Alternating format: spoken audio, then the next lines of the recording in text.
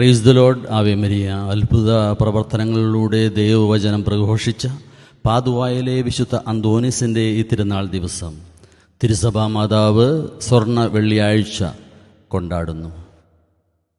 അപ്പസ്തോല പ്രവർത്തനത്തിൽ നിന്ന് 2 വചനം കേൾക്കുമ്പോൾ സ്വർണ്ണ വെള്ളിയാഴ്ചയുടെ അർത്ഥം നമുക്ക് മനസ്സിലാകും. പത്രോസ് പറഞ്ഞു, വെള്ളിയോ സ്വർണമോ എൻ്റെ കയ്യിലില്ല, എനിക്കുള്ളത് ഞാൻ നിനക്ക് തരുന്നു.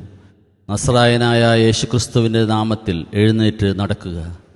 അവൻ ചാടി എഴുന്നേറ്റ് നടന്നും കുതിച്ചു ചാടിയും ദൈവത്തെ സ്തുതിച്ചും കൊണ്ട് അവൻ അവരോടൊപ്പം ദേവാലയത്തിൽ പ്രവേശിച്ചു.